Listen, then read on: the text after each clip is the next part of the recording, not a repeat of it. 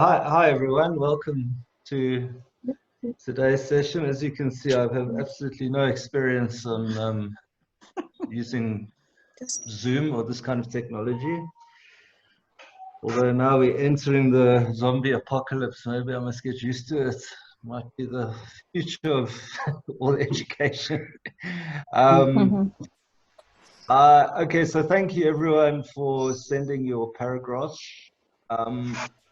I got the sense that most people's paragraphs were basically abstracts of their research project. I think with maybe one or two exceptions, which were like sort of introductory paragraphs to chapters. But generally they seem to be paragraphs alluding to the general nature of your thesis that you're working on. So last time we had a class together, we talked about this idea of a topic sentence. And as you recall, the topic sentence was the sentence that guides the rest of the paragraph. And basically, once you've written that sentence, it's usually the first sentence, nothing else within that paragraph should really deviate or go above or beyond what's written in that first sentence. Everything else in that paragraph should support that first sentence, usually the first sentence. Sometimes it can be like another sentence, but it's usually the first sentence. And then I also said that just like you have that structure in a paragraph, you can replicate that at a much broader level. Like I use this idea of a fractal. So like where something that's small is the same as something that's much bigger. So in other words, just like a paragraph has a sentence, which is the topic sentence, which structures everything or determines everything else in that paragraph. So at the level of a section, you can also have a sentence in which everything in that section should fall under that particular sentence. And the same for a chapter. A chapter can have a sentence, and everything that you discuss in that chapter should more or less fall under that sentence. So even at the level of the thesis or the book or a journal article, whatever the case is, you can have a sentence which determines everything else that must fit in. And at that really big level, at that meta level, we call that a thesis topic. A thesis topic is like the same as a topic sentence, or you can call it, let's say, a thesis sentence. It's the same as what we did last time in class, but it determines the entire thesis, okay? So if you... Oh, hold on. I see something. Okay. It's come up, right? Yes. Okay, fine. Yes. Okay. Okay, you can continue. Fine. Okay, so Aurelia, so basically what I've done is I just cut and paste all the different submissions, which are paragraphs, and I put one on each page. So maybe each time like we go through one and we need to go to the next one, you can just turn. Yeah, you just tell me. Next slide. Yeah, that's pretty much it. That's pretty much it. Okay, so thanks, Aurelia. Okay, so so at every so basically, okay, so this idea of like a thesis sentence is something that in the submissions you gave me, we should be looking for. So if say I remember the first time I saw you, we talked about something about dogs and class or something, or like I made up some fake thesis about dogs, richer people in Kenya buying dogs. So like a thesis sentence would be something like, this study examines the relationship between the buying of pets in Nairobi and class change from 2003 to 2016. Okay, that's what's like a thesis sentence. It's like basically your entire thesis, whether it's a master's or a doctorate or whatever it may be. It's basically getting one sentence right, and that sentence captures in the most precise possible way the thousands and thousands and thousands of words which follow. Okay, so just like how we did at the paragraph level last time, where the first sentence of the paragraph should determine like what all the other sentences in the paragraph say. That is to say that they should support that first sentence.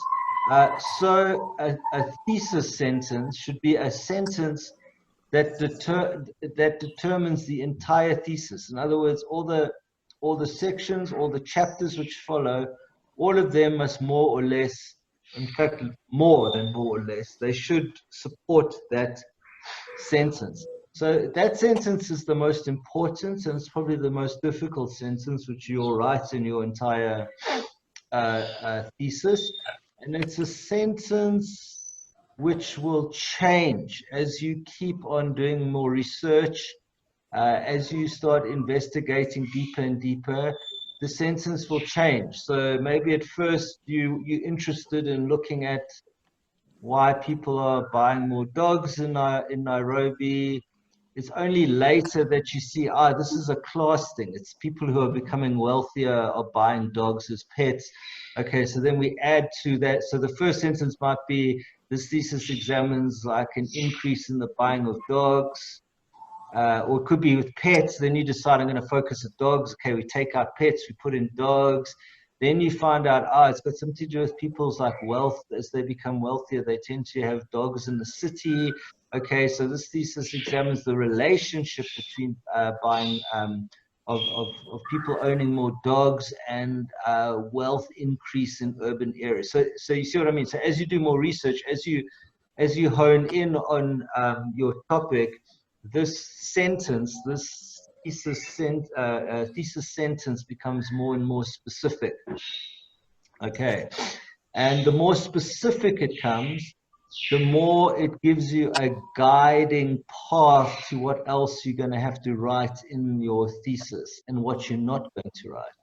In fact, your thesis, so basically by the end of your thesis, like when you've written the entire thing, this sentence should be very, very clear. You probably would have changed it 1,000 times in your head, because you keep on, as you do more and more research, your ideas change, they become clearer, and you write these provisional sentences again and again and again, and through a process of refinement, it becomes much clearer. Okay, are we all clear on this so far? Yes, okay. So the reason I'm talking about this today is, like, obviously it ties into the last lesson we did, but also because, like I said at the beginning, all of you guys, your paragraphs you submitted are basically outlines of your thesis. Like they're like an abstract. Most of them to me read like an abstract of your thesis. Some are on a much more developed stage than others. There's one that seemed more like a abstract for a journal article. That's fine. And so when we go through these, we're just going to go through these one by one. I want you to think of how you can get this thesis sentence strong. So ideally it would be the first sentence. It doesn't have to be the first sentence. Sometimes in abstracts, like last time when we looked at paragraphs, you could see how usually the first sentence of the paragraph was the topic sentence. But often in abstracts, it's not like that exactly. Like you'll make like a general statement of fact in your first sentence, but actually your thesis sentence might be the second or third sentence. And this thesis sentence, like, if anyone like in your family or your friends asks you, so what are you doing a master's degree? You're doing a PhD. What are you studying? you should be able to tell them your thesis sentence. So instead of going on and on and on about this and that, you just say, oh, I'm studying like the acquisition of pets in Nairobi and its relationship to class or something like that. Okay, then you can narrow it down. And remember also, like, as you narrow it down, you're cutting out more and more stuff of what it's not. Just like we talked about the thesis, the topic sentence last time we had a session. If you have a sentence like dogs are very popular in the Nairobi suburb of Westlands, then every other sentence in that paragraph should be about dogs in Westlands. It shouldn't be about dogs in Kilileshwe. It shouldn't be about dogs in Machakos. It shouldn't be about dogs in another country. It also shouldn't be about cats or rabbits or birds or anything else. If you're talking about, if your first sentence is about dogs in Westlands, the rest of that paragraph must be about dogs in Westlands. And if you're talking about cats in Machakos, you know that you've strayed away from your topic sentence, right? And so in the same way, at a much bigger, grander level, when you create a thesis sentence, that is to say, that sentence which best specifies what you're doing for your thesis, it should, like, whatever it's about means it's not about most other things in the world. And the thing about theses, the reason most people don't read like master's and doctoral thesis, only a few people in the world will ever read your master's or doctoral thesis. I'm afraid to tell you, even famous people who've written them, not many people read them, is because they're about very, very, very, very specific things, right? They're about very specific things. So people with a general interest in stuff usually don't read them because they're way too specific. They're there to kind of demonstrate to your professors that you have learned the necessary research and writing skills to carry out a research project. Yeah, so they're very specific. They're not like kind of general writing, and therefore a thesis sentence, the sentence that best encapsulates your thesis, needs to be a very specific sentence. To someone who's casually looking, it'll just look like a sentence. But to you, it will have a history of revising and revising and refining and refining and refining. As you realize, oh, I thought I was going to research this, but I'm going to chuck this out. So, okay, we change that sentence a bit. I thought I was going to do this, but we chuck that out. We change again. Okay, so like I said, because you guys sent me paragraphs which seem to be like mostly abstracts for a thesis, I want you to think about the thesis sentence, and I want you to think about it in the same way that we did the last lesson, where we spent a lot of the time reading paragraphs and identifying the topic sentence of the paragraph, and we saw how everything else in that paragraph backed up that first sentence. Well, in a very similar way, through the students who sent their paragraphs, I'll discuss each paragraph briefly.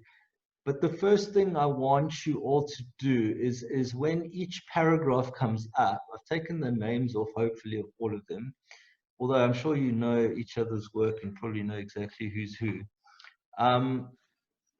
I want you to read it, and I want you each, once you've read it, to identify what the topic is. It might, like, ideally it would be like the first sentence, but in most of these examples, it's not the first sentence. It's usually in there. There are some paragraphs where I don't think there's a topic sentence yet. You can read them and it's still not clear that the student has a strong idea of exactly what they're going to work on. They seem to have a general idea, a more vague idea, less specific idea. There are other students that have quite strong ideas of what they're writing and what they're doing their research on. And that's fine, you know, like when you start out doing a research project, you don't have a very strong idea. And so, like from what I've gathered, you guys are at all different stages of doing this. So it's completely acceptable that some are more vague than others, because it requires like more and more research and time to create this paragraph that's very tightly argued and very clear in what one is going to do.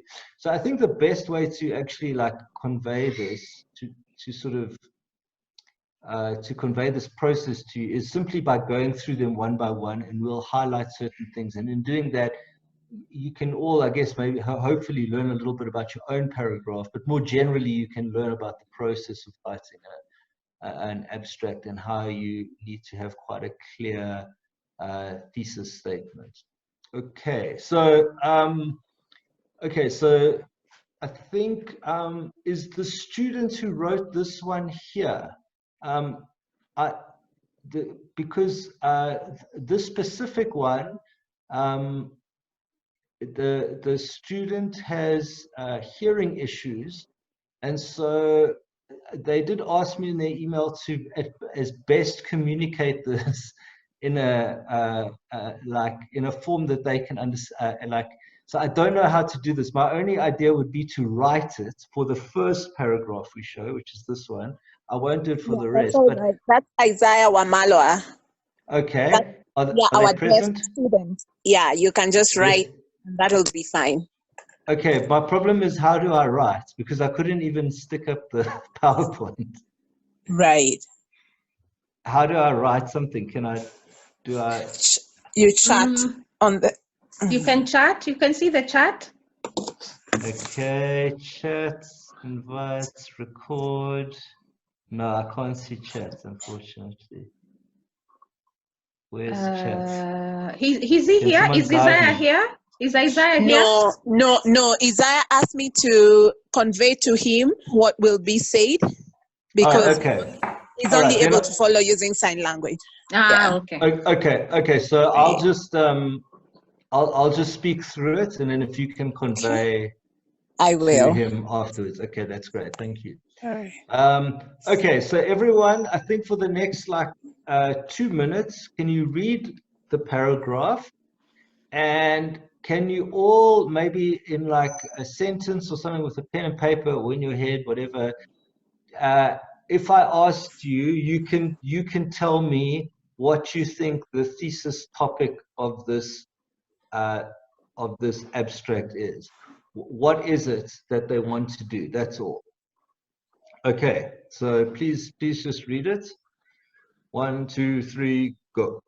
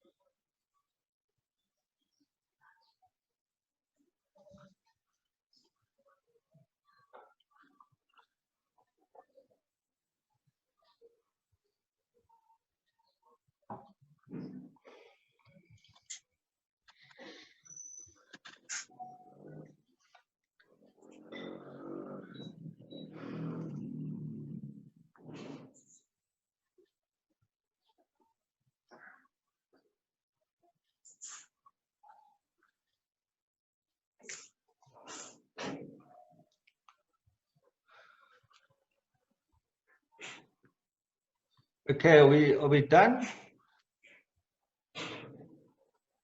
Yes. So do we type our topics in the chat, or? No, I think what I'll ask is, can some students volunteer to just tell us verbally what they think this thesis is about by reading this, like by reading this statement. just a general sentence. Anyone? Volunteers, guys. Yes? I was just typing in the chat. I think it's about okay, good.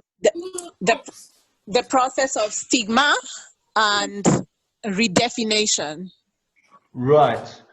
Okay, so right, it's clearly it's got something to do with stigma. Okay.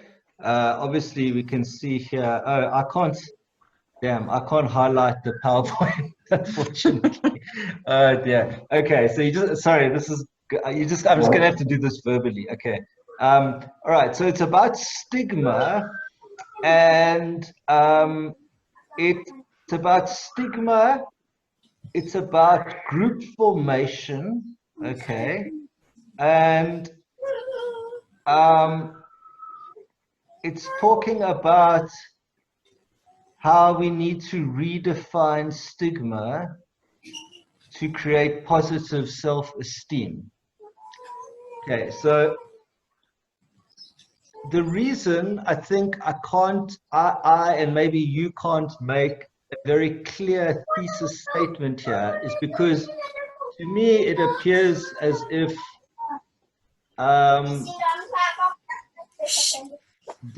we are not at a stage in this thesis statement where it still seems to me like it's in a very early stage. The person who wrote this has an idea that they want to write about stigma, and they want to write about group identity, this idea that stigmatized individuals form their own minority groups, or that minority, racial, whatever groups are stigmatized, and something about how to change that or create a positive self-esteem. But that's about it. Okay. So in any thesis statements or in any sort of abstract, I would ask, the first question is, okay, number one, there's a why, question of why. Why is this important? Well, the author kind of touches on that by saying that stigmatization in and of itself is something that's like seems negative, right? That people are stigmatized, it has implications for their self-esteem, for their development. So the why is quite clear, that we need to know about people who have stigmatization, and also that we want to make improve their situation. Okay, so that the why seems pretty obvious to me. The what seems quite vague. So what kind of stigmatization? The author here, okay, he repeats the word minority 2 times. Be careful of, especially in a thesis an abstract, not to repeat words too much. He talks about minority group formation, and then in the same sentence, religious minorities, racial and religious minorities. Okay, so we've got the who to some degree. Is the entire thesis going to be about one of these? So for instance, let's say racial minorities, the whole thesis is going to focus on that. Is the thesis going to focus on religious minorities, on women, on person with disabilities? Is it going to be general? It depends on what they're going to do. Okay, so that's the who. And then the next question is how. And the how, you'll see in your abstracts, this one is really crucial. Like, to make this paragraph more substantive, if we imagine that this paragraph is actually the abstract of the entire thesis, it's like, how are you going to do this? Are you going to do a research study on all of these different groups? If you are going to do a research study, the first thing your supervisor will probably tell you is, you can't do it on all of these groups. You should choose one of these groups, because otherwise you're going to have to be going around to like all these different kind of groups, which might be too large within the parameters of a master's or whatever it may be. So then once you start thinking about the how, you might think, oh, hold on. Okay, these are all minorities, but I'm going to use an example of a minority. because I've got to do a study where I've got to interview, say, like 100 people or something. So, okay, the most common is women, because it's, I think, slightly over 50% of any population. So that would be the easiest one, because there's women, like, access is very easy. Or it could be maybe you have a disability, so you know lots of people with that same disability, so it might be that one, whatever that may be. So then there's the, okay, so that's part of the how, but it also determines the who. And then you're going to have to develop a kind of questionnaire. I mean, I don't know what the student's going to be doing, but there has to be more content about what particular how you're going to carry out the study, and then like what are the stigmas. You're going to have to probably have a whole chapter on like, what do you mean by stigma? Is stigma about like other people not liking you? Is it about your own self-esteem, your group self-esteem? Does that stigma make your own identity with other people like you stronger? So if we're like all, say, blind people, we tend to hang out more together, or maybe that's not the case. Okay, so my point is that this paragraph still requires quite a lot of unpacking, right? It requires a lot of, if this is like the outline of the thesis. So once the author has, and remember, oh, the other thing I forgot to say, but you should obviously know this, is that this paragraph, even though we pretend that we know exactly what it's about at the beginning, it really only comes right at the end. Because it's only after we've written all the chapters and we've thought of everything that this paragraph presents very clearly what we're doing. And so I think that a lot more thinking needs to go into the specifics of this. Okay. You can see as I type, Ross? Yes. Maybe, I don't know if the pen is also accessible to you. You can see if you can also, because I noticed you wanted to make some highlights. So. Yeah, I can't. I mean, what I can maybe, no, I can't highlight. Okay, no problem, no problem. I mean, I could, I don't know, I could write. Yeah. In the comment section, I'll write if I can.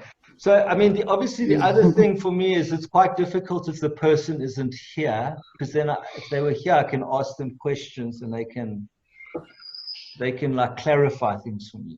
Okay. So I could say, okay, which minority do you mean? What do you mean by stigma? How are you going to do this? Who are you going to look at? What does the literature say? And then, like, what are you going to look at specifically that's going to be different?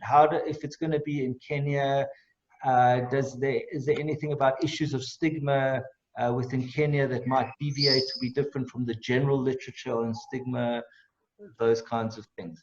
But so we can say so far that the topic, that the sentence, if we could make a sentence, because there's no specific sentence in this, but basically we're looking about the role of stigma in minority groups and ways in which we can change this to make the stigma less, or make the people who feel it more positive. That's about all we can say at this stage based on what we have here, right? Okay, and so so that's a start. That's a start. You've cut out many, many things in the world, but now with that you have to start cutting out more and more, and you're doing that by formulating your questions better. Okay. All right. Okay, so I think we'll move on to the next one, unless anyone has any questions. No? Okay. I have a question. Yes, yes. So are you saying that for that statement, for that paragraph to have made sense, the person should probably have included the particular group of people who she wants to deal with, and the location, and also like specifying what he means by stigma in this particular case? Yes, and then also what is also, there should be a particular problem that needs to be solved, or a particular question that needs to be answered. And there does seem to me, in a very general sense, that there's a question, i.e. there's people who have stigma, and the question is how to decrease that stigma. Okay, so, but that's a very general question. So the question needs to be more specific. So for instance, like maybe the student goes and does some research or asks people, and they find out that, okay, the stigma lies mainly in, let's say, society's attitudes towards these groups of people. It doesn't necessarily have to be that. Let's just say hypothetically that's the main thing. Okay, then that should be included. Okay, the main thing we can see from the literature and from our research is that it's like a social, it's not the actual people's views themselves, it's outsiders' views upon them. Okay, once, if we've identified that, then we think, okay, well, how do we change that? Well, that requires either like some kind of educational campaigns, awareness campaigns, whatever. Okay, so it has to be a lot more detailed, a lot more nuanced. To simply say people have a negative stigma and that needs to change, okay, that's fine, but if you're going to write a master's thesis or something, it has to be far more detailed. Yeah, and that's fine, because it just suggests that the student is at a certain stage in formulating the question, and that's normal. And then the next stage is to think more carefully about whatever it is, stigma, the group of minorities, all of these things, and possibly how they're going to go about doing it. Is it a literature review? Is it a quantitative research? Empirical research, where they actually get like 100 people they interview. It doesn't have to be a keyword. All of these things. So it needs to be more detailed. Does that help? That's fine. Okay. Thank you. Mm-hmm. Clear. Okay. So the next one, can we just spend 2 minutes reading it? And then I'm going to ask if someone can just sum up what they think this is about.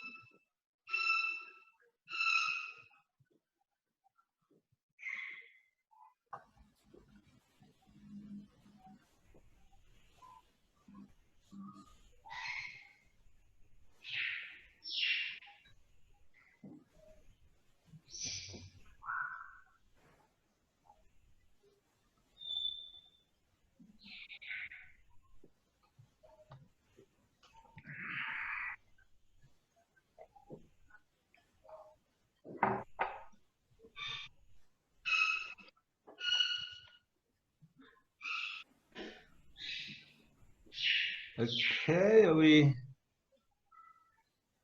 done? All right, so who wants to volunteer to tell me what this is about? This one's got a thesis title, so you can just read that if you want. Anyone? I can see someone on chat. Yes? Oh, sorry.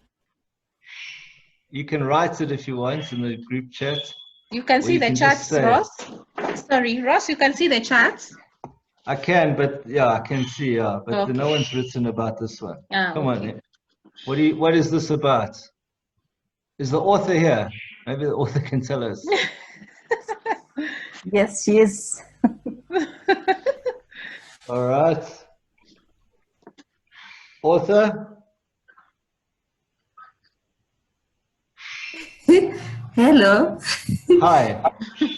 I'm not the author, but I can say something. Yes, please. I think she's trying to bring out the background of the topic in terms of the emotional intelligence. Yes. But it is not very clear. The background is not very clear because is a lot of up and down. Okay, a lot of up and We down. need Okay. to redefine the concepts, and then we can move on systematically. Okay.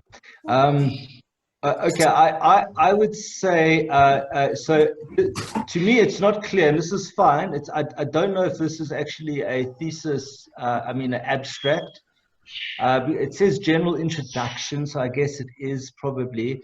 But the first thing I would say is that if it's an abstract or general introduction, the second paragraph is not suitable for an abstract.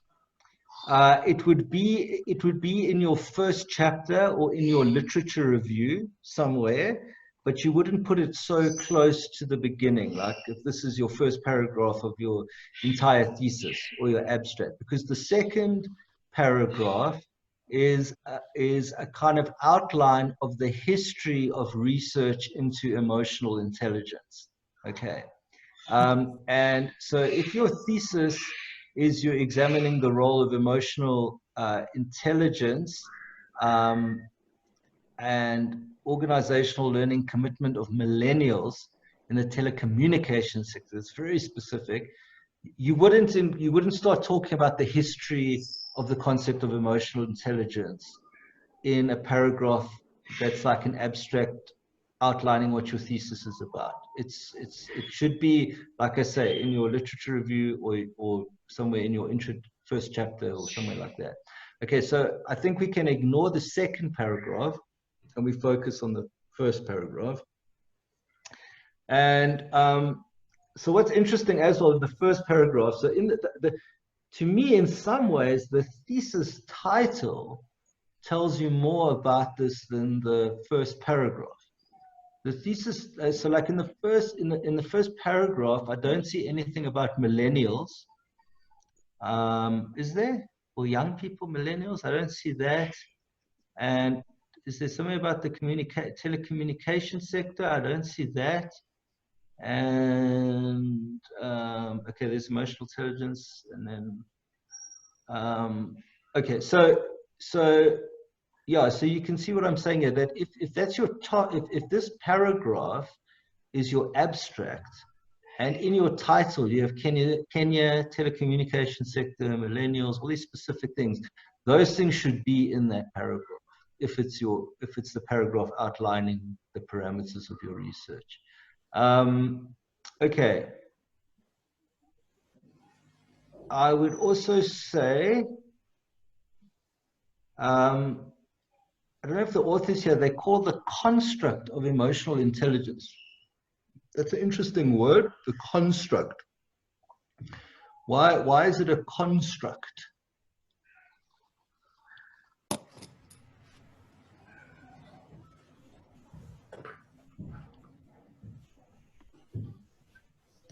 Okay, I am here. I'm the author of that work. Ah, confess. The confession time is here. Now, I use the word construct because emotional intelligence is a collection of a number of concepts. Okay. Okay, so Yes. like in your field, if people read the word construct, they will understand that. Like, so if you're in the field of social and organizational psychology, they would understand that it's a construct. Yes. Okay, okay. Yes. All right, that's fine. Okay. So Ross, I had a question. yes. What if she was not writing an abstract? What if in her mind Joyce was writing the paragraph? I don't know, was she writing Joyce, were you writing an abstract or a paragraph? This was a topic sentence. The first paragraph of chapter 1. Okay, yeah. So like I said that like it says general introduction. So I did get the feeling that this wasn't probably an abstract. It was an introductory. Okay, so basically in this general introduction, you're saying that emotional intelligence is basically is important towards in terms of a successful work environment. Yes. That's kind of what you're saying. Mm. And then in the second paragraph, yeah. Okay, and then in the second paragraph, you go into the history of that. Okay, yes. So yes. Okay, so if this is your general introduction to your thesis, okay, let's forget about the abstract part because you obviously didn't mean it as that. So the first thing I would say is that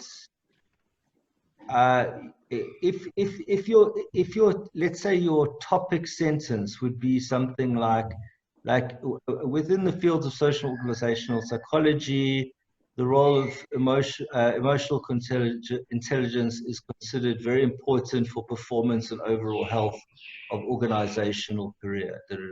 So that could almost be one sentence.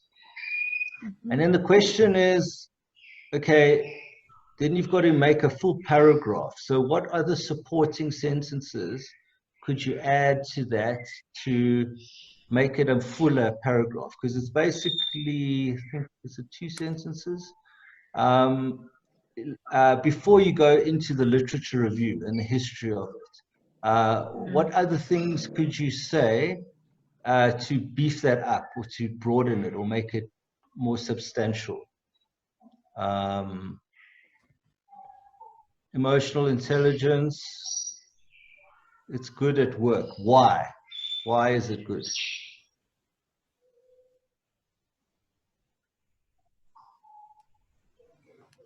You say performance, health. Am I supposed to respond now? Yes. Sorry? Should I respond here? Because I had not thought about that. Okay, you don't know. You don't have to. Just they can be rhetorical questions. Right, So one way would be to me, and I mean, I'm not like an expert at this, but you could say more about like what you say there, basically career success. Okay, how is emotional? How does it make career success better? How does it make health better? How does it make organization better? And keep in mind, if this is a general introduction, then you could write a paragraph that expands on that, but then that might follow by several other paragraphs, each within one paragraph might discuss overall health. Another paragraph might discuss organization. Another might discuss individual career success.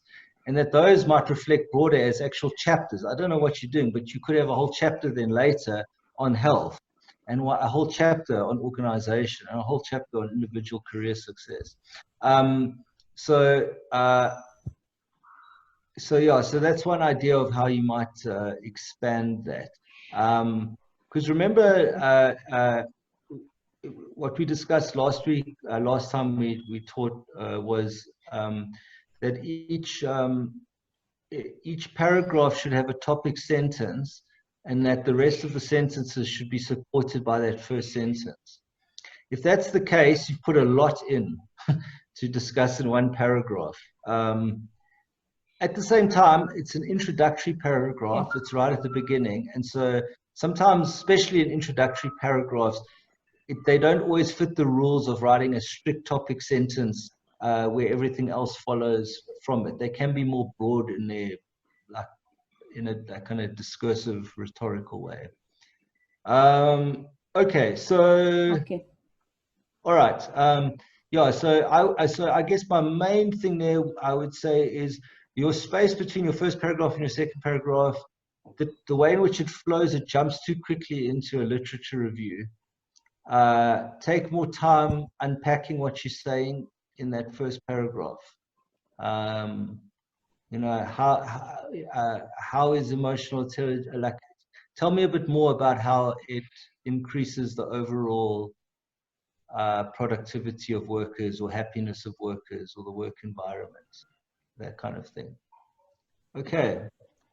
But sorry, I treated it a bit like abstract, and it's not an abstract, clearly. It's okay. Right. It's okay. Okay. Okay, good. Okay, should we go to the next one? Okay, so Joyce, unpacking, yeah?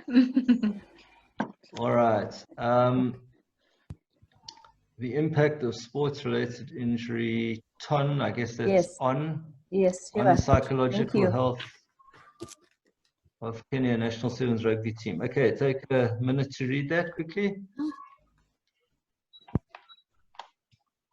Done.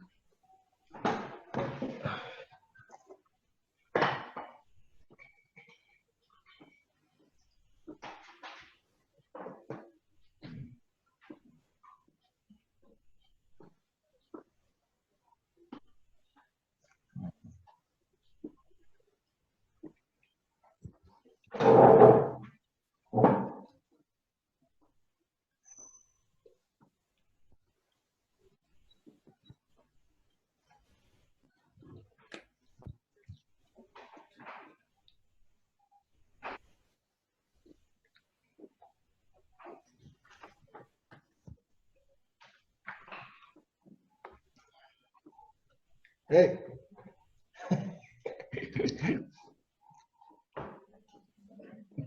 Bring my. Sorry, I have a visitor here. Is it boss? Go away. I have a. Wait, I can introduce it quickly. It's the parrot. It's okay. So, this is Hey! my research assistant.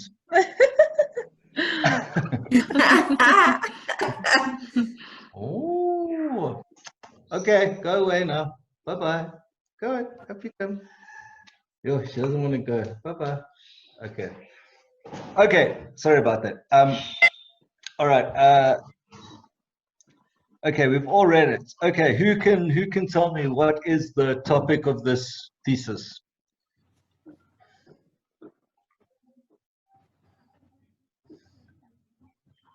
Anyone? I think the writer wants to write about injury and how it psychologically affects the rugby team. But in the paragraph, the rugby part is not captured. Yes, that's right.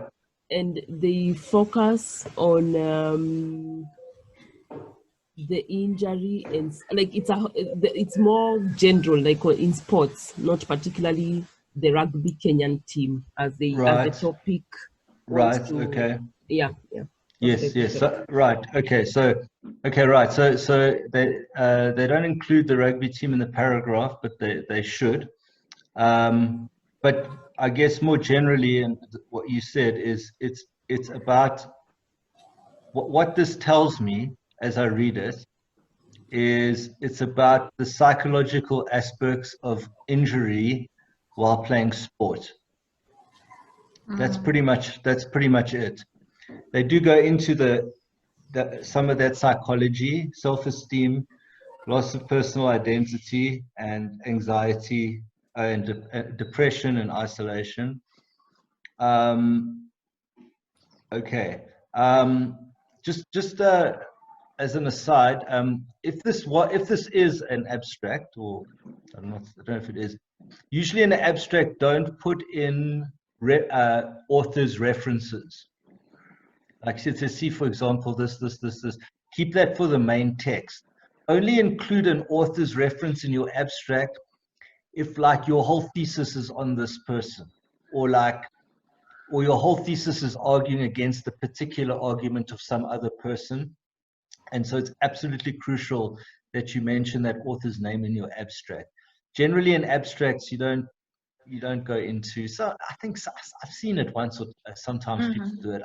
Generally, I would say don't do it, because the whole point of an abstract is, like, when you go on Google Scholar and you read these abstracts, the idea is simply to see, okay, whether this article is of interest to me or not.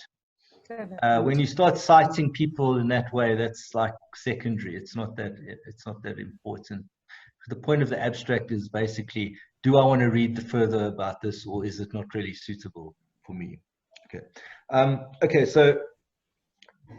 So what kind of questions would you then ask? Because so far our thesis topic is that sports injuries create psychological problems amongst players. So is the author here?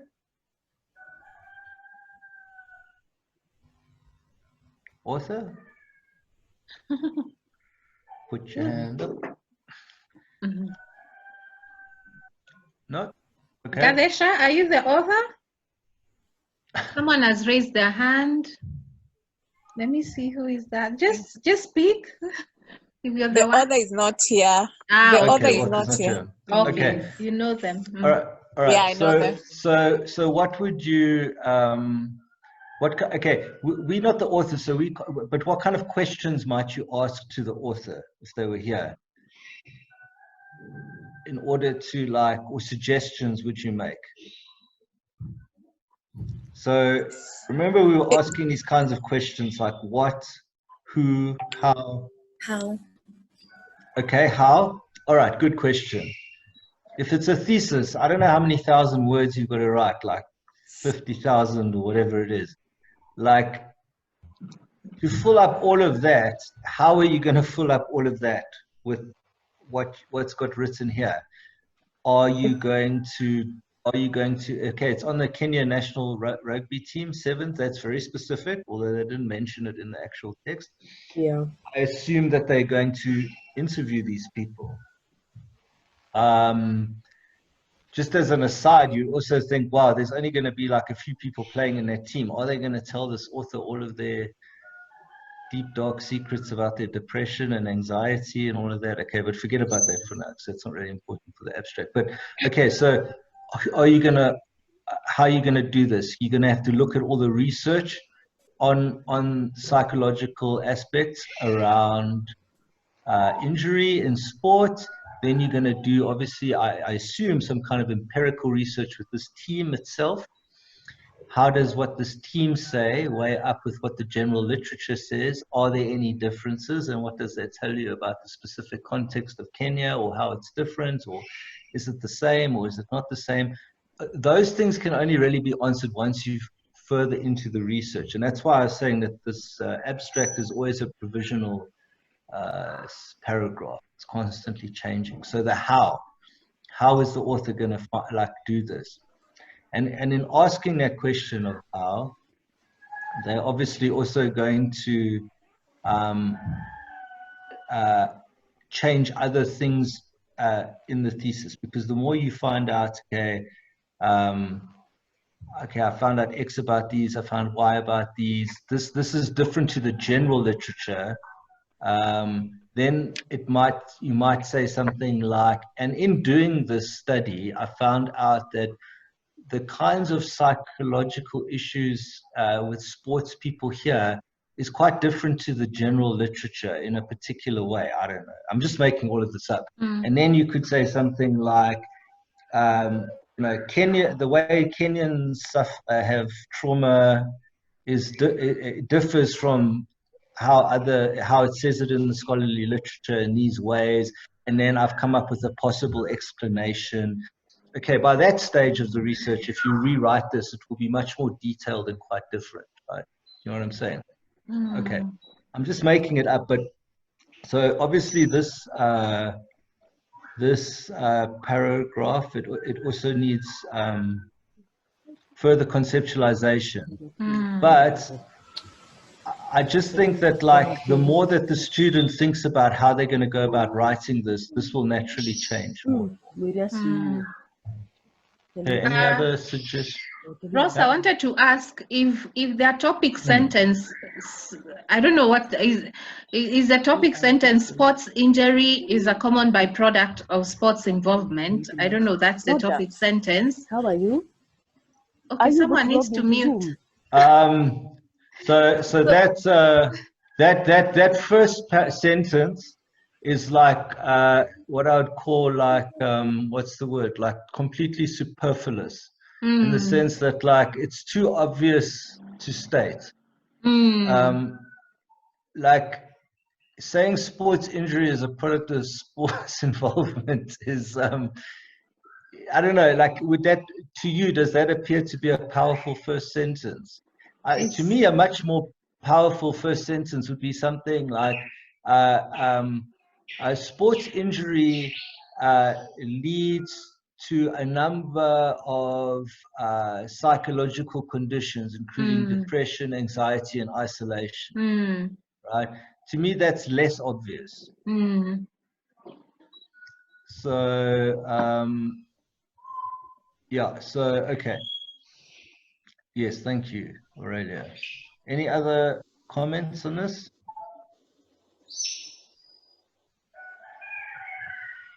No? Okay.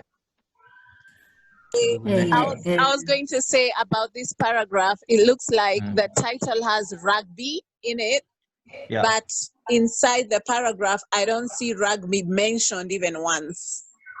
Yes, that's correct. I think someone else pointed that out. Yes. Yeah, exactly.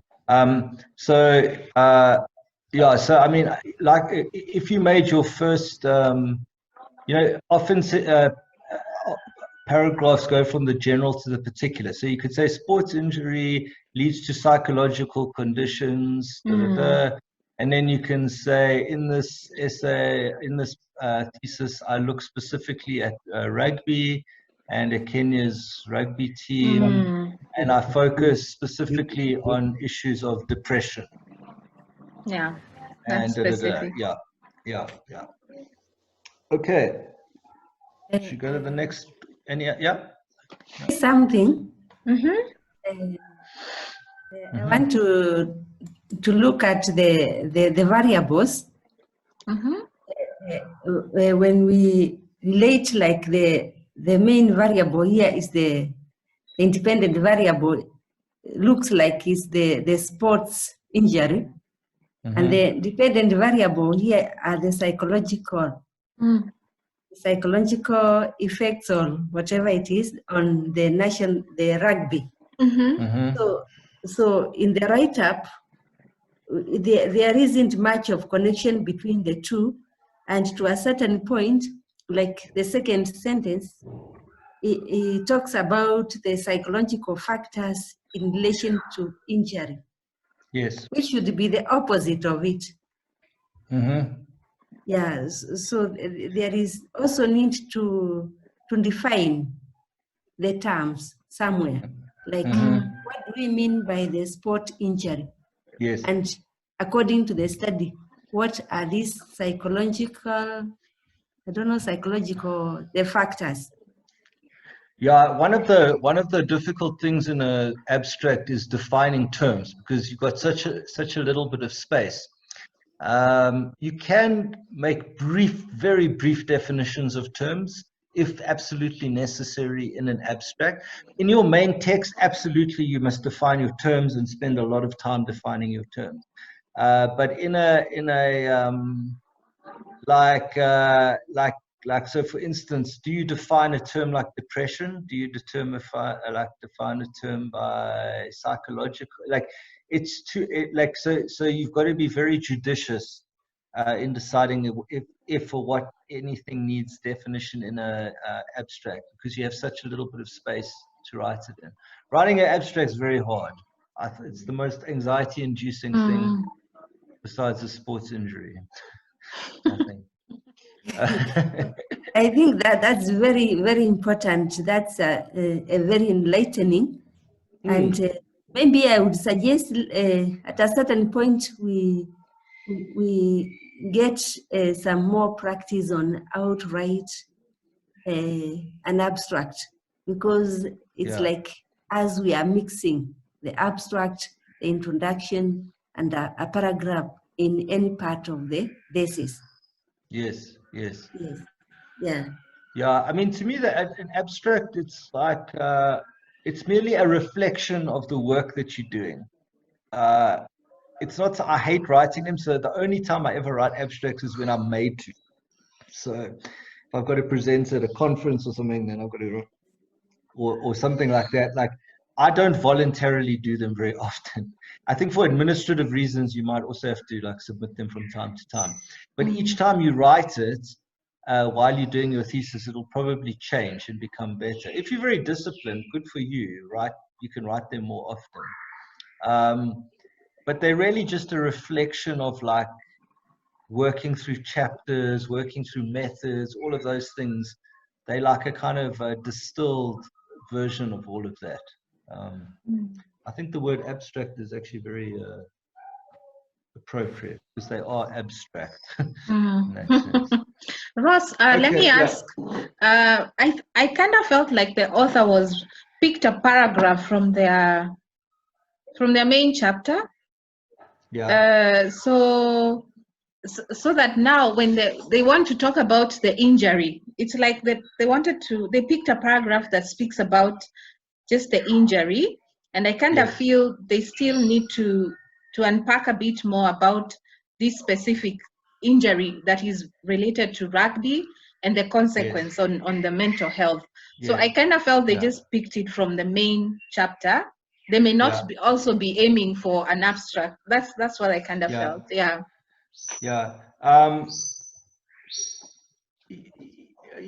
Okay. But the headline says impact of sports. To me, if that's, I'm guessing that's the topic of the thing. So I'm not sure what the context is, but I would say if I knew okay, let's just say that this is a chapter, like a paragraph in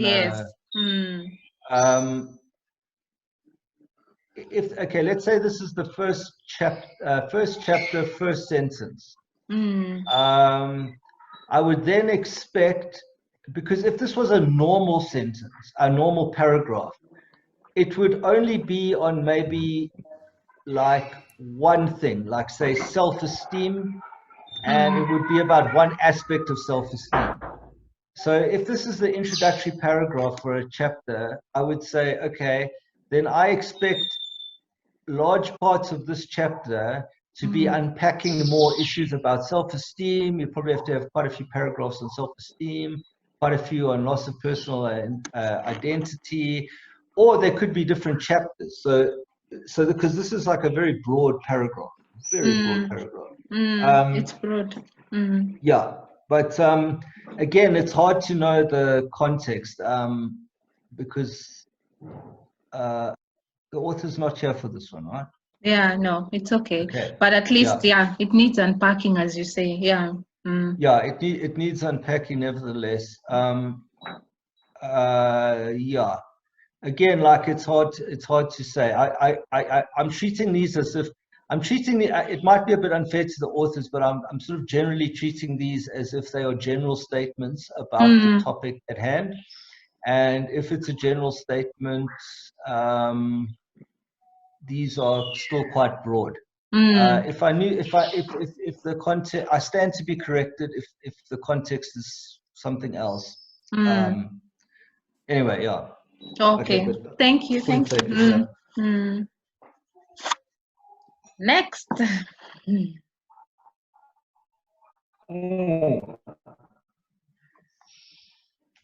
All right. Please read.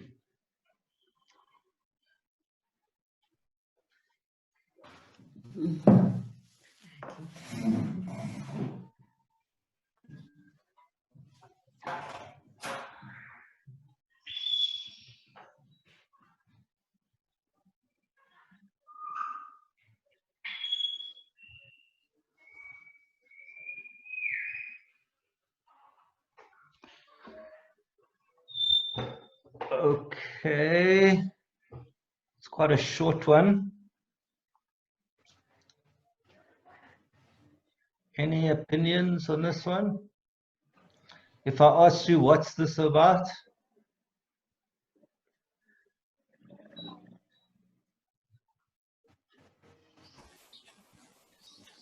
I'm thinking. Yes. From my opinion, the author wants to look at policies and how policies influence management of urban areas. Yes. Yes. So he has tried, in a nutshell, I mean, it's a good job. I mean, it's commendable. He has tried at least to pick through, but so when it comes to the who or the how, he will do the perspective so far. Right. Okay, so that you're saying there's no how here, or very little on the how. Are you saying that? Yes, yes, yes. Okay. All right. Yeah. So there's no sense of how they're going to go about that, and that they might obviously they need to progress further with that, and then they can include that in the statement. The one thing I would say here is that there's like what I would call like a surplus or overdose of keywords. To me, there's too many keywords. So if you look at the heading, it says strategy and policy to greener and cleaner cities. Okay, so I would say either choose one of those or choose a term that encompasses both of those. So, you could are you going to do policy or are you going to do strategy? Or are you going to use some other term in which strategy and policy can be two separate chapters or something like that? Do you know what I mean? I don't know what that word would be. Maybe just strategy, and under strategy, policy can fit in, because I think that makes sense. You can fit policy under strategy. I don't know, can you fit strategy under policy? Yeah, you could probably. And then greener and cleaner cities, I would just say use one term there, like more environmentally sound cities, of which greener and cleaner, and because green is quite vague and clean is quite vague. Like I guess environmental something, okay. And then okay, both developed and developing countries confirm that institutional, informational, political, and technical problems. Whoa, okay. Maybe, are you going to write on all of those? Is there not a word you could use that could just, all of those other terms could be subsumed under? Social, maybe? Maybe with technical, that's a bit of a stretch. Okay. Okay. Developed and developing countries confirm that X problems, that a number of problems related to urban management. Okay, so that's important. We're looking at cities here, and the management of cities need to be addressed in a strategic manner. Okay, if you go to the last one, it says, with escalating demographic trends, all the strategic thinking on urban designs, infrastructure, and economies should digest a rapidly changing economic landscape with sustainability. Okay, so there's a lot of stuff here. So my first suggestion here would be like narrow it down more. Like if you want to, you probably in your thesis are going to deal with all of these things: institutional, informational, political, technical, urban design, infrastructure, economy, sustainability, all of those stuff. But put them under under single terms. Something like thinking on urban design, infrastructure, and economies. I don't know, like maybe just urban management or something. All of those things can fit under that, or something like that. Okay, so I would say don't use too many big terms together. Narrow them down to one or two. That would be my first thing. And then obviously there's also like a how here, like how are you going to do this? Any other suggestions?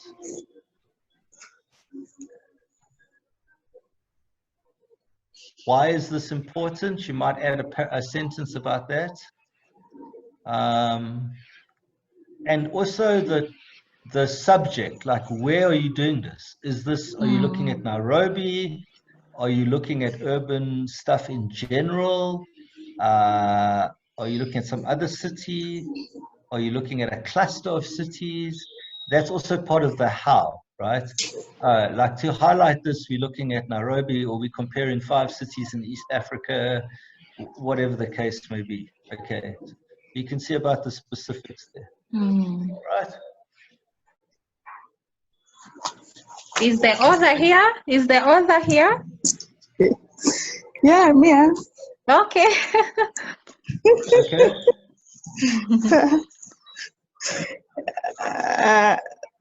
Sorry, is there something that I'm supposed to respond? Maybe No, I've missed no. out. I was just asking if it's clear the feedback for you. I'll ask you. So, what city do you have in mind to do this in? I'm still in the initial stages of developing my thesis, but my interest was Nairobi City. Okay, it's in Nairobi City. Okay. Yes. And what do you have an idea of what are the sort of policies which will help, or strategies? Yeah, I have a collection of those policies, and I'm also doing a collection of the literature review. So yes, I've not. Yes. I know there is a lot that I've not been able to get, but I'm working out to see if I can get as much as I can get. Right. Yes. Okay, and then obviously out of all of those policies, you're either going to have to focus on one or a few of those policies, and so that when you write your abstract, that can be highlighted, like what are the specific policies, or possibly look at the previous policies and some that have worked or have not worked, or highlight that. So as you do more research, detailed research, these nuances will come up, will be reflected in the in the abstract. All right. Okay. Okay. And then in doing that, I think you can narrow down. So when you say institutional, informational, political, technical problems, once you've got a clearer sense of what you want to do, yes, that will be reduced to like a more specific problem. Okay. Do you know what I mean? Yeah. Because like, imagine you're going to write chapter after chapter. Or you could write one chapter on institutions. You could write a chapter on information. You could write a chapter Yes. on politics. You could write a chapter on technical problems. So that's fine. But then there would have to be something uniting those 5 different things. And that thing, whatever unites them, would have to come into the. All right. Okay. All right. Thank you. Okay, good. All right. Thank you, Ross. Okay, should we go to the next one? Okay, take a look, please.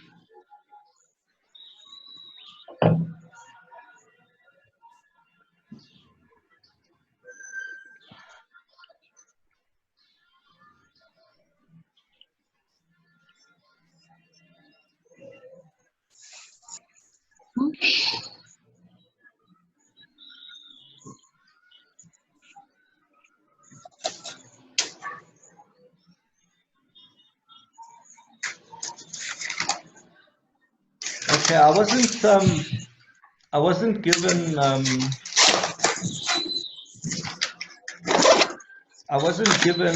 much of a context for this one, so it doesn't read as an abstract. It could be maybe an introductory paragraph to a chapter.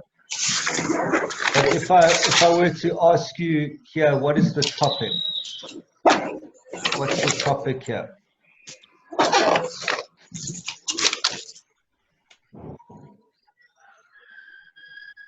Anyone? What would they say is the topic of this paragraph? Can I say something? It looks like this is a postnatal clinic. Yes. Where the mother who takes the baby for checkup for the clinics. Yes. If there are issues like postnatal depression should be identified. Yes. By the healthcare providers. Yes. Then the person is talking about simple questions here about their mental state. So maybe the concept of the methodology can be brought in to a certain point. Right. I think the person, the author has made a good effort in introduction, and then at a certain point, the person gets lost in terms of the methodology. Okay, thanks. Okay, so from me reading this, I could say the topic is about postnatal depression. Okay, it's about postnatal depression, and there seems to be a bit more detail about some kinds of postnatal depression. Or wait, reading questions. Okay, it seems to me that it's something to do about postnatal depression and about policies or hospital methods or institutional awareness around postnatal depression. That to me seems as far as I can get. And so I'm guessing, I don't know here, I don't know if the authors here, they can maybe help explain a bit, but it would, to me, it seems as if like the motivation of this thesis is that postnatal depression is a big problem in pregnancies, I'm guessing in Kenya. Institutionally, nurses or whoever else deals with this, there might not be enough support or enough training on how to deal with this, the kind of signs to look out for. That seems to be like the direction in which this is pointing to. But more than that, I can't really say. Anyone want to jump in? Can I jump in? Hello? Yeah, yes, hi. Hi, it's Ida. Hi, Ida. 3 things are coming out for me. One, yes. It's the period or the time when postnatal depression is really identified, because the author is talking about 6 weeks after. Yes, right. Now then, from there, he or she is talking about now the skills of the health provider in identifying the postnatal. That is through simple questions. Yes. Okay, from there I could catch that, but then I kind of got lost when now the author talked about now the support system. Second, yes. Here the last sentence, the support system and the availability to allow her to sleep. That yes. one now drew me off the road. So I could. Yeah, those like seem to be too specific for the abstract. Possibly, I don't know. Also, like the delivery after 6 weeks. If this is indeed an abstract, that also doesn't seem that important if we're thinking about like what is the content of the thesis. So the content of the thesis, like you say, the middle one seems to be about postnatal depression and something about like institutions or nurses or doctors being able to identify it. And yeah, it ends with some examples of this, like of what are the signs. So because, okay, I don't know, I'm guessing here, but my questions would be like, okay, maybe are you looking at maybe like institutional flaws or like what's missing in terms of policy or in practice in the medical establishment in Kenya, I'm guessing, in terms of identifying postnatal depression, providing mothers with necessary advice to look out for it, response to it, those kinds of things. Is there enough of it in Kenya? I get a sense that there isn't, judging by this. And so, like, to me, it seems like the thesis would be something about this. This thesis, like, identifies, like, examines procedures regarding postnatal depression and identifies several areas where it's lacking. Okay, so that would be maybe one thing. And then, of course, the how. We don't know how they're going to do this. Are they going to different hospitals to look at this? Are they doing empirical research? They're obviously also going to be drawing on the literature, again, like the other ones, like how does the Kenyan situation fit into the literature? Is there a difference between developed world and developing world countries in this? Obviously, to do with resources and those kinds of things and all sorts of things. Education levels, if you're talking about rural mothers, and there's all sorts of things, right? But so to me, there seems like there's quite a it seems like there's a lot there, and that like it with relatively easily can be made stronger. Yeah, but okay, that's my opinion on it. Anyone else?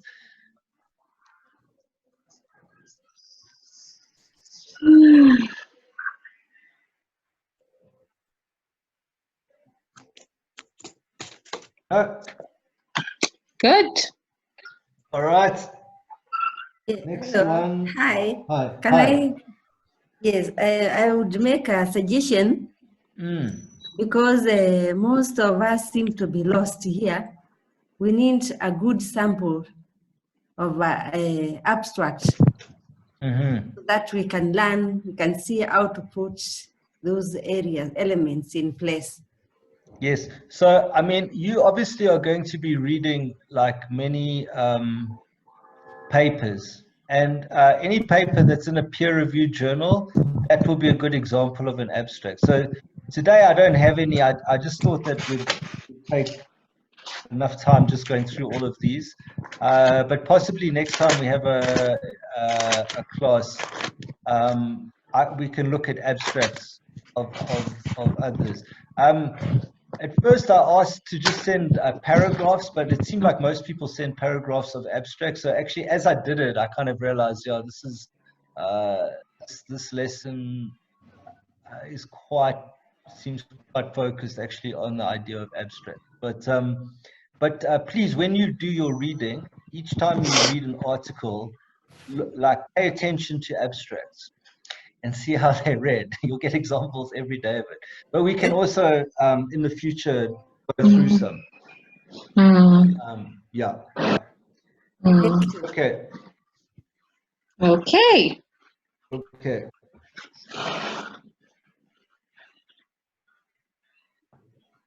Oh, sorry, I didn't remove the name. Okay. Have a quick look.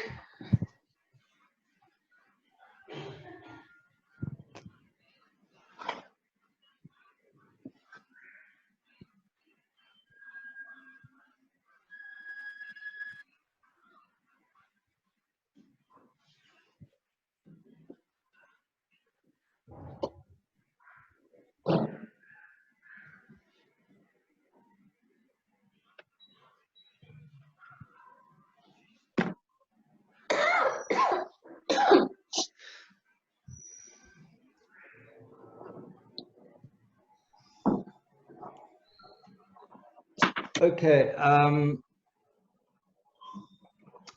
what is this about?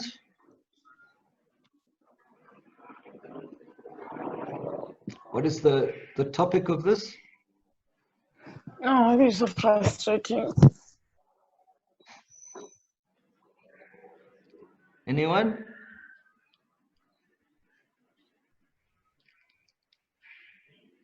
Okay. I would say that the topic of this is that it's about, this thesis is about the sexual reproductive health of people with disabilities. Okay. And also health education.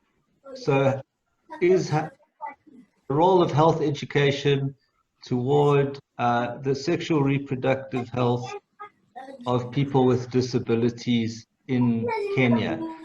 This one is quite specific, I find. It talks about general sexual reproductive health education, and it goes to people with visual impairment as the example. They're looking at Nairobi, and it looks at how it's going to design a study, and it's going to take an experimental group, and it's going to compare to see the difference between the two and how this results in advocacy in designing material for groups.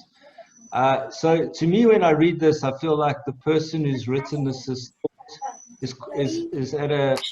at like quite a relatively advanced stage in their thinking about the topic. You can see how they've got a place where they're going to do it. It's quite specific. It's not just it's not just anyone about reproductive health education. It's people with disabilities. It's not just people with disabilities. It's blind people specifically.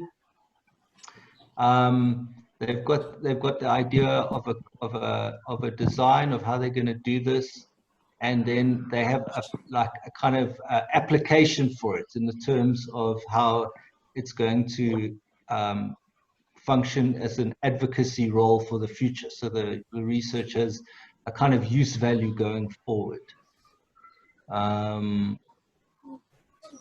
Okay. Any comments on this?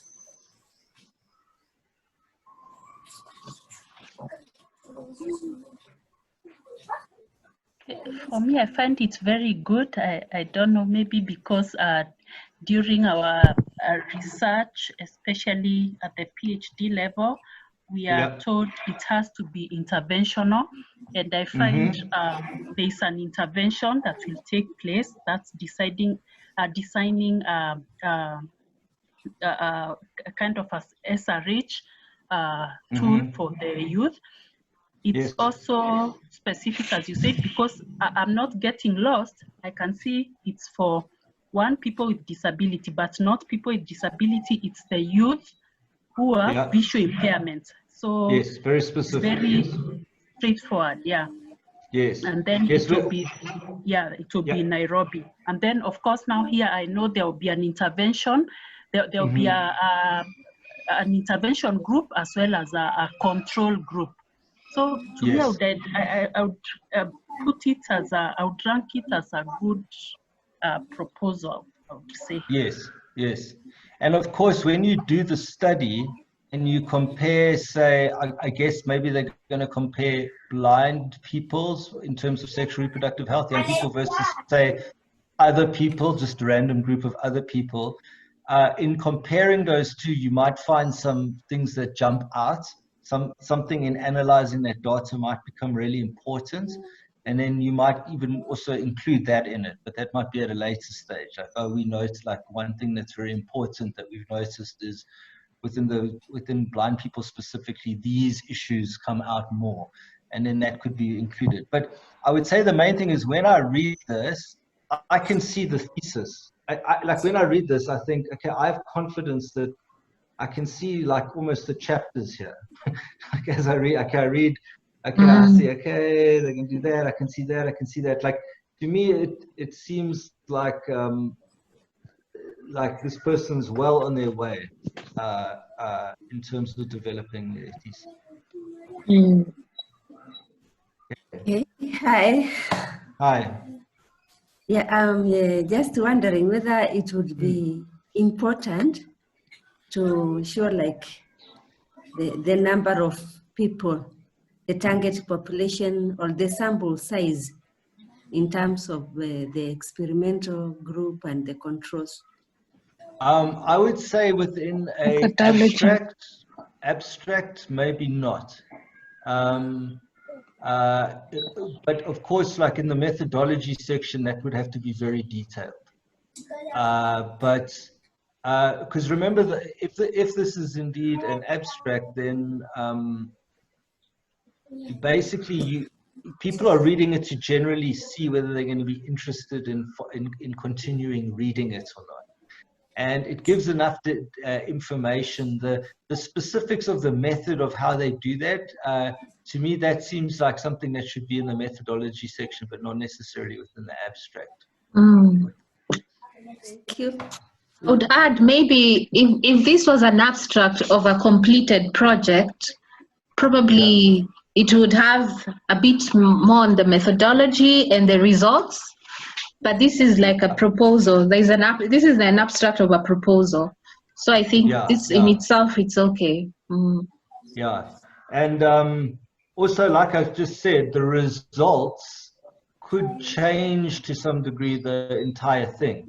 So like in the results, there might be some like incredibly obvious thing that comes out that blind groups are not getting that other groups are.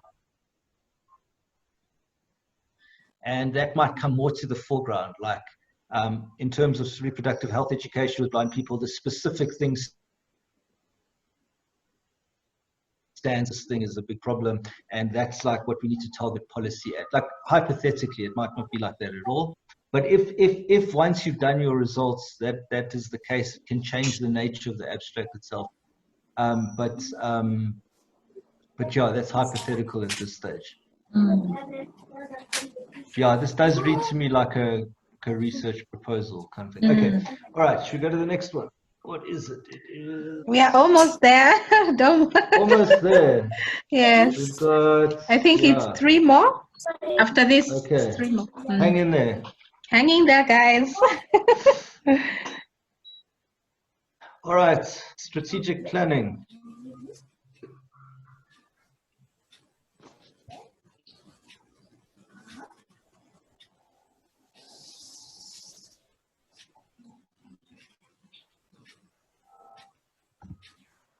Not finding its simulation.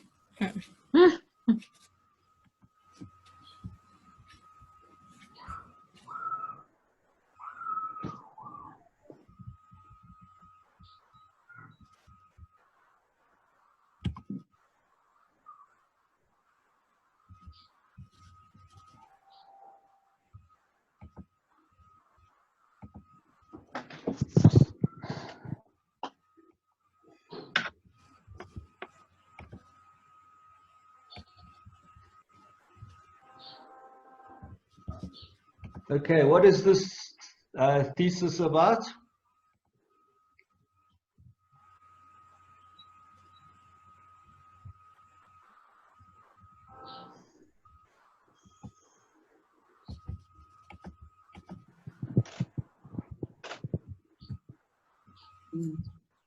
Hi.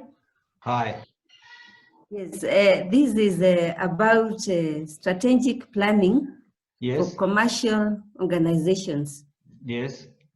And it seems to be specific. They are giving in terms of the purpose and the objectives. The easy examines the causes underpinning microfinances difficulties with achieving the profit objectives as laid out in the plans. Yeah. So to me, it's like strategic planning, microfinance, and profits. Those are the that's what this seems to be about. Now it says it's an introductory paragraph, so I guess as an introductory paragraph to a thing, that's fine. It's it lays out as an abstract. Of course, it would have to be different to this in some ways. So, for instance, like if this was an abstract, the last sentence says the essay also considers evidence and evaluates whether strategic planning and strategic responses address these difficulties. So if this was an abstract, you would have to have sort of read through all that evidence and pinpoint what evidence is pertinent to this, you know. So in this one, you're just saying we consider the evidence. It would have to be more specific in that sense. And also, you'd have to ask about a case study.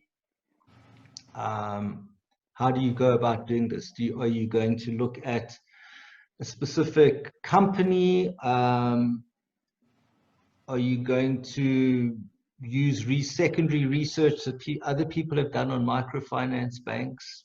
That kind of thing.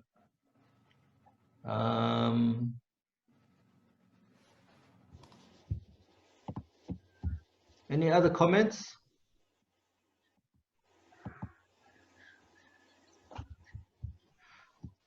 Any comments? We haven't heard from the gentleman.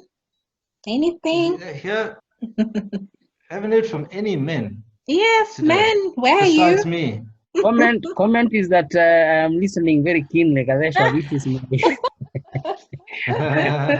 proposed abstract. Yeah. So I'm following closely on the comments. Oh, this one is yours. I realize in actually doing this exercise, it's only partly successful because I think I wasn't specific enough in what I requested. And I probably should have like very explicitly requested abstracts. because then we wouldn't have this issue of, okay, whether this is an abstract or whether this is an introductory paragraph. Anyway, I think at least you can take home something about thinking about abstracts. Even if I'm sometimes unfairly analyzing some of these as if they were abstracts when maybe they weren't meant to be abstracts. But I mean, the same questions can be set here. The how. How are you going to do this? Okay, so we've got this idea between strategic planning, making money, and the role in microfinance. Okay, so like, what are the problems? Okay, how can strategic planning help? Also, like, okay, I guess you don't have to justify why you're looking at microfinance banks specifically, although maybe that might be something worth mentioning. But yeah, mainly like the how here.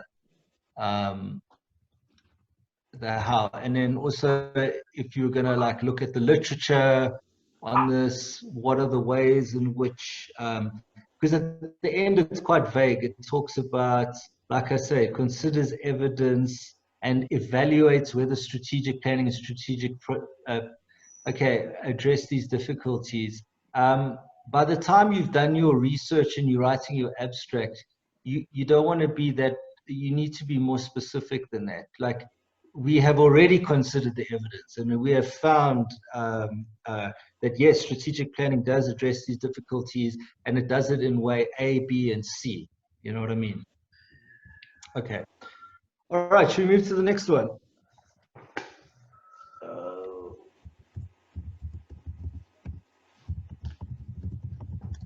Okay. Should I just read it out? Every leader has a specific leadership and communication style that they use in order to lead in the most effective way. A leader's leadership, okay, we call that redundancy when you say leader twice. Leader's leadership and communication style can make the difference between an organization's success or the lack of it.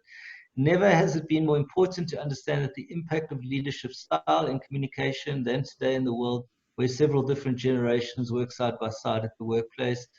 Job satisfaction can mean better employee performance and greater job satisfaction. Understanding each generational cohort can give us deeper insights into the most ideal ways to manage employees and ensure organizational success. Okay, so what is the topic of this?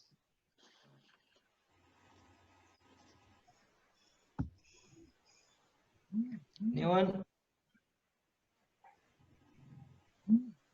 I see, yeah. Okay, thank you. I see 3 topics coming out. Mm-hmm. One, it's the leadership. In fact, 4, it's the leadership style. Then another one is the communication style. Yes. Then we still go down a little bit, is the job satisfaction for employees. Yes. And then lastly, I see a topic on generational cohorts. You know, understanding the different generation. Yes, so there are kind of 4 topics in one paragraph. Yeah. Yes. So my question is, okay, yeah, that's good. My question is, how are they linked? To me, they seem like these free-floating. We've got organization, we've got success, we've got intergenerational and job satisfaction. But to me, there's no narrative which strongly links how one's linked to the other. In a systematic way. And yet it doesn't seem that difficult to link them. It's not like we're talking about apples and pears and donkeys and ducks or something. We're talking about 4 things that are obviously related, but they haven't, the relationship hasn't been fleshed out very clearly in the paragraph. Okay, and then of course there are the usual questions like, how are you going to do this? But I don't even think we can't get to how yet because we don't have a strong thesis topic. Like if it was saying something like, we're looking at communication style between generations within a business and the relationship towards the business's performance or success. Let's say it's that. If you say that, then we can start asking the how. Okay, how are you going to do that? Are you going to go to a firm? Are you going to read the literature on it? It's just a literature survey. Is it both? But at this stage, the thesis statement isn't strong enough to proceed to the how. But it's not that difficult, I think, to get there. Any other comments on this? Yeah, I think just as a paragraph, as Ida has said, it's too loaded. They can develop quite a bit of different thematics from this statement so that it can be very clear. But as a paragraph, it has too much going on. Yeah. Yeah, there's no focus. Yeah. There's no one idea. Yeah. That structures. And remember, with like last time when I taught you with paragraphs, each paragraph is kind of structured by a central idea. And really, like your thesis statement, or it's no different really. It has to have a strong idea. Because if there isn't, you can go all over the place, you know? And if you have the strong idea, it keeps it tight, focused around one thing. And the other thing I learned, I wasn't in the class, Ross, but there's a thing I had learned, that when you complete a paragraph, you sort of have to conclude it, like the so what. Is it true? You have to conclude? Not to conclude, like to finish it in a way that it's completing, you know, like it's, I don't know, but I don't know if it's true. I'm just confirming with you. Like you're winding down the past. Okay, I don't know. Yeah, it's no. I know what you're saying. I often have this problem. I write a paragraph, and then like you have to close it in some way. Yeah, like you're now closing it. Yeah. You either close it or your next paragraph follows on very nicely, and so you don't really have to worry about closing it that much. If the next one just sort of is, it just has a nice continuation. But like to say, but then if you do, there's like kind of bad ways in which you can do it. So if your paragraph's like, there are 3 things that make cats very cute. Number 1, they have whiskers. Number 2, they play with balls. Number 3, they purr when they sleep. And then you end your paragraph by saying, those are 3 reasons why cats are cute. That's what I call like a bad way of ending a paragraph. Okay.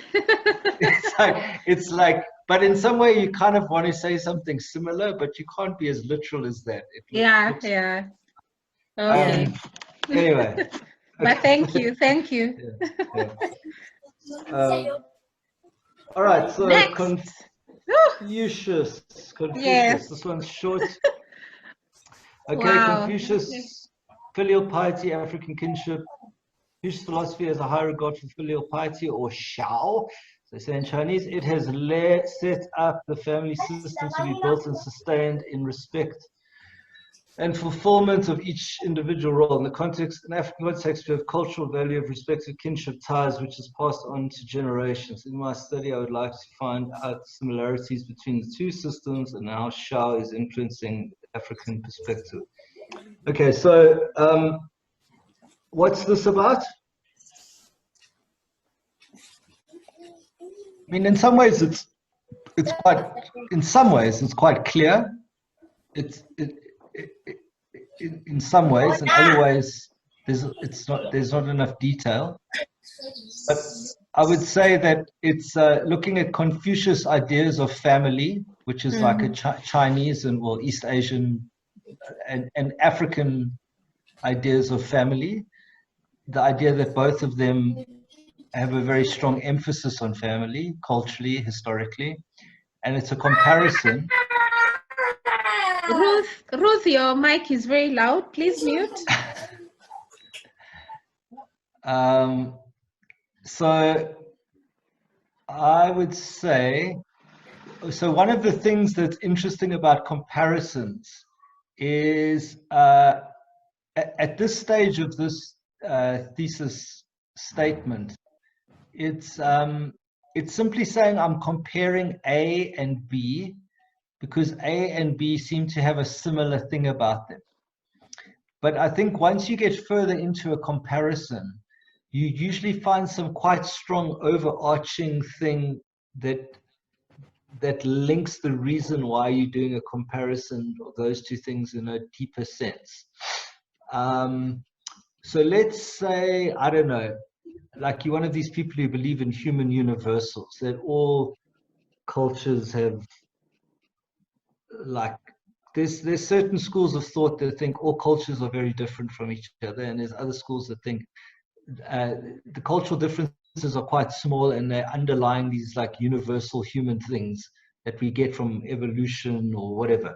And so say you said like, okay, as a form of universalism, I'm going to look at African and Chinese versions of family, which serve as two examples of my argument of cultural universalism. So at this stage, it's just comparing these two things. But I think as the author gets deeper, they'll understand more like what is the underlying thing that's linking these two things. Or not. It could be that they find that actually, if you scratch beneath the surface, African and Asian versions of family are very, very different. It also says it's quite interesting. They want to look at how the Chinese version Shao is influencing the African perspective. But why is that? Why do you want to know how the Chinese is influencing the African perspective, not the other way around? What's the reasons for that? And then, of course, the question of how are you going to do this? I doubt the author will probably fly to China and do research there, especially not now. And so they'll obviously be looking at like literary review of like Confucian texts and those kinds of things. And then the African context, is that going to be more specific? Yeah. Africa is a big place. They have different familial traditions in different parts of Africa. So you'd have to like would it be East? I assume most convenient would be East Africa. And then are you going to look at like, of course, within Kenya, there's so many different cultural contexts. So are you going to look at one of those, or can you aggregate between them? Those are certain questions. And I think by the end of this, or looking into it deeper, like I say, some bigger theme will emerge in which you can unify this comparison. Because at the moment, because if you think about it, every family, every culture has an importance to family. Okay, I can't think of any African anywhere in the world that probably doesn't. And so that in itself is not something very profound. It's all cultures like family. So what is it about these Chinese one and the African one? What can they tell us by looking at these two specifically? What is the deeper underlying thing, or maybe some differences that will tell you something? Yeah, so okay, that's what I have to say. Anyone else? I think I would also agree with you, Ross, because I kind of feel the why is not very clear. It's not clear why this comparison and why the influence. But I also feel they're very specific on filial piety.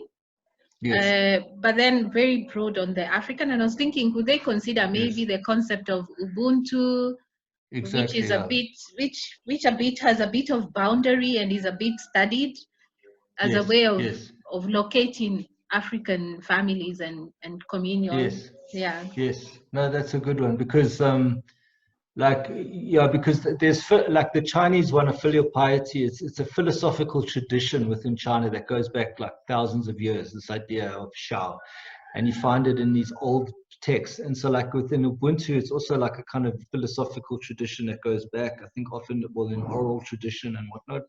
And so that's good in terms of like, and also both of these things, they go from like the family unit to how you govern a nation. Like in the sense that like how you govern a family is similar to how you govern a nation or a continent, or whatever the case may be. So yeah, I agree with you. I think that gives it more purchase. Okay, should we move to the last one? Yes. Okay. So this last one, I think this one was actually taken from like a proper research paper.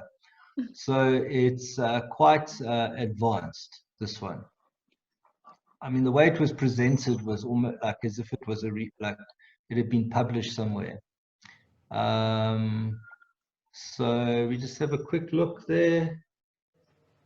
Research shows the importance of inclusive approach to teaching and learning, enhancing participation and achievement of students as a fundamental human right. However, there are many challenges facing this inclusive approach in high institutions of learning in Kenya.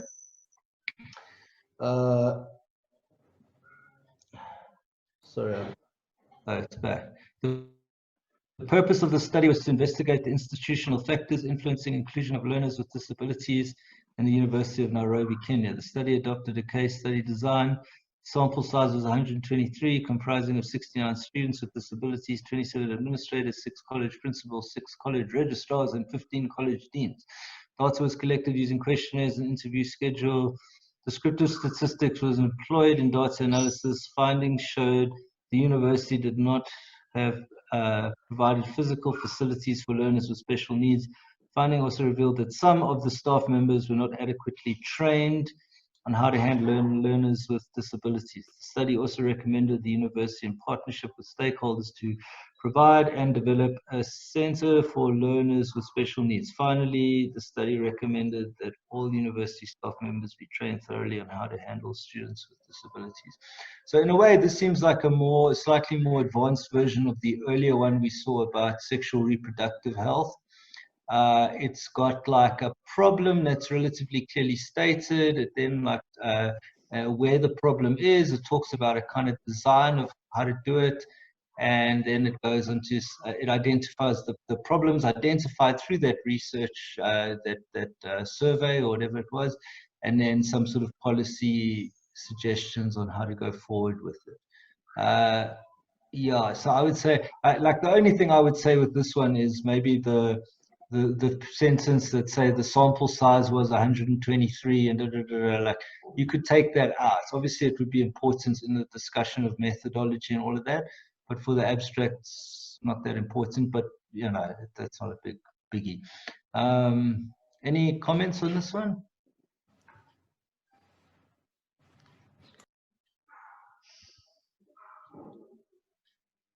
Yeah, I mean, I think that this one's an example of something that's at a very advanced stage.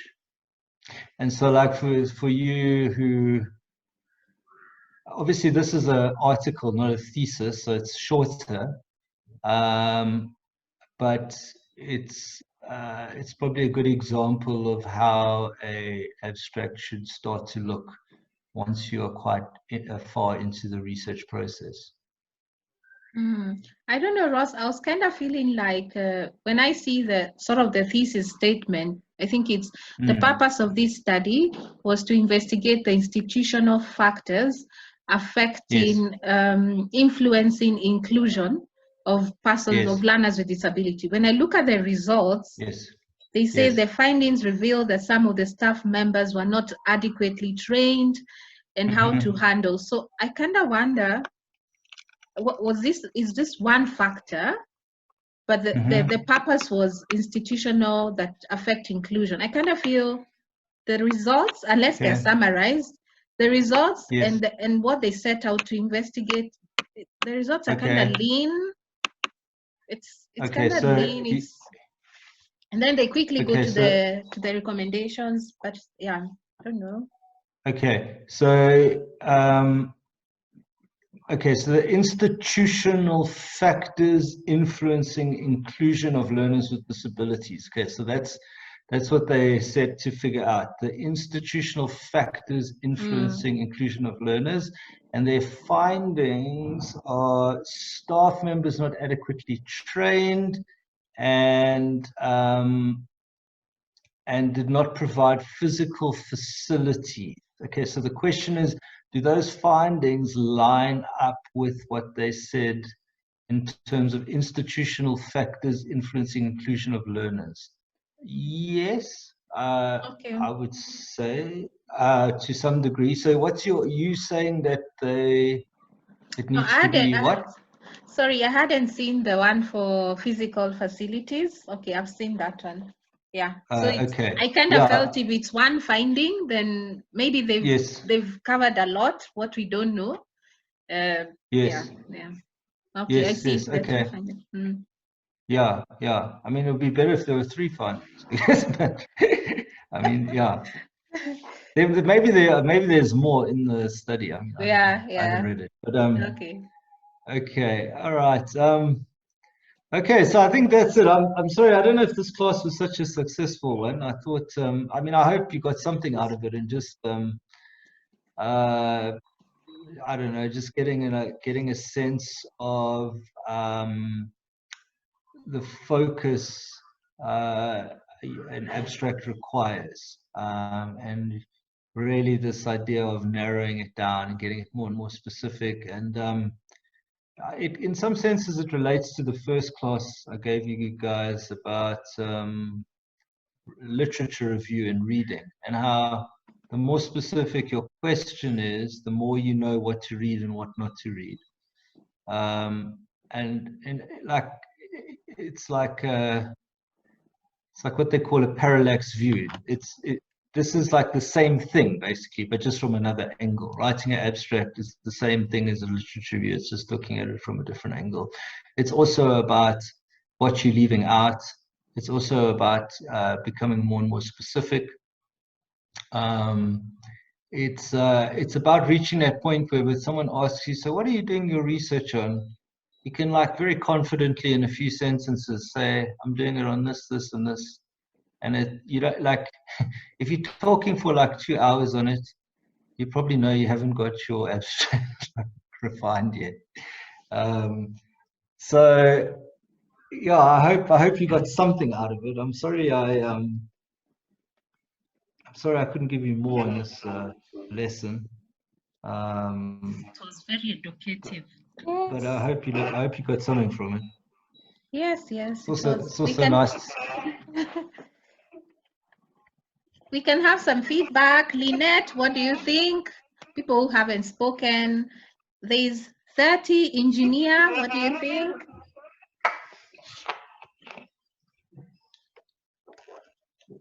Are you guys there? They've all left. No, actually we've sustained between 15 and 18. It was good. For 2 hours, that was good. They just left it on and then they went watch TV. It was quite an informative time. For me, I've learned a lot. I wouldn't say it's the same way I came. So it was worth it. Thank you. Oh, that's good. That's good too. Yes, and from the chats, Wangare says it was very helpful. Joyce says, Thairo, thank you, Dr. Ross. The session was quite insightful. Thanks, Aurelia. Lynette says it was quite a great session. So yeah, and just to add, I think yeah, it was very informative and very directive. Like I've learned how to do my abstract very clearly and confidently. Yeah. There's someone. Yes, hi, this is 3T.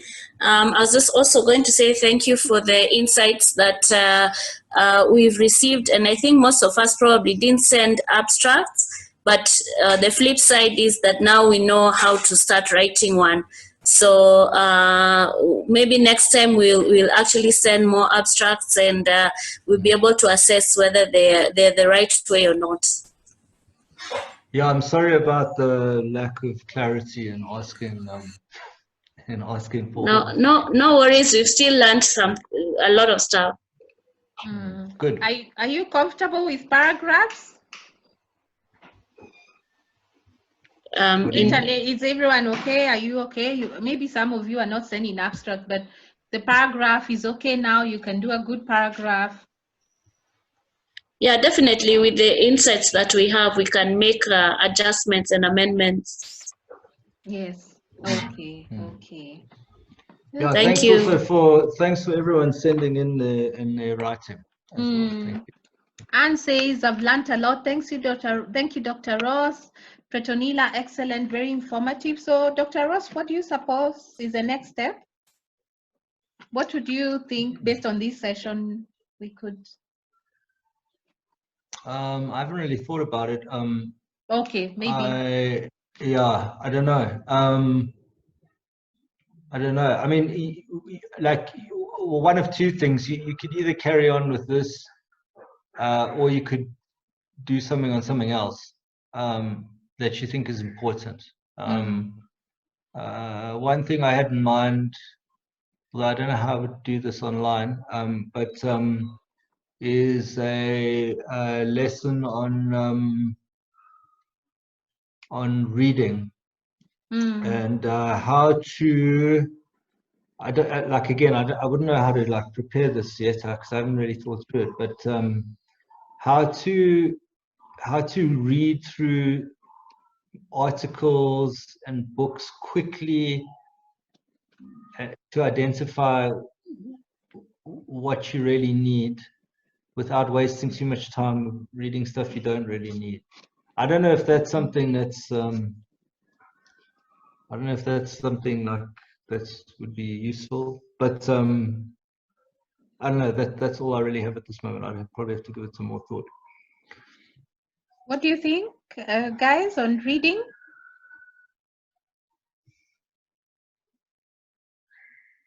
Is it something very useful? I've seen a comment, very useful. That would be useful. Yeah, I think it would be. Yeah, I think. Yeah. Yes, Ida. Yes, I wanted to say it's very useful, and we'll even appreciate more articles, more books, more links that you can read. Enough is never enough. Thank you. Do you like, I don't do you guys, most of you, do you use your university databases to read journal articles? Yes, for me, KU has we have that opportunity. Yeah. At least if you say you are in the university, then you are able to get the free journals. Yes. Yes. Do any of you use Google Scholar? Yeah. Yep, we do. You use. Okay. And do most of you have access to online? Like, so if we did a class on that, if I asked to do an exercise, it would require you to use online. Do you all have access to online? I suppose you do by virtue of the fact that you're on this call. Yeah. Okay. Yeah. All right. I'm just thinking of some possible exercises to improve your, basically, like looking through research abstracts very quickly. You'd need online stuff, otherwise I couldn't really do it, but it's probably more suitable to do it within this format than actually teaching you face to face, because it's something that would require online access, whereas in the classroom you might not have it in the same way that you have it here. Okay, well, let's think about it and okay. And maybe come up with something. Okay, so thank you very much. I've seen Petronila. We need to be guided on how to read online resources. Okay, scholarly reading strategies. There's a big gap. So thank you very much, Ross. It's such an honor to have you again. Thank you for giving us your time, your knowledge, your skills. We appreciate you. So I'll end the meeting now. There's a recording, so I'll share with the members. And thank you everyone for holding on. Yeah. Yes. Thanks everyone. I hope so you're the all next keeping session, well in this strange time. Yes. Petronila is asking when is the next session. I think we're going to communicate about that. So we'll talk with Dr. Ross when it's comfortable for him, and then we shall communicate. But for now, you can practice on the feedback you've gotten, make your paper better, and then, yeah, you can always ask if you're stuck. Okay, good, guys. Thank you. Thanks, Aurelia, for convening. Okay, thank you, everyone. All right, guys, take care, everyone. Bye-bye.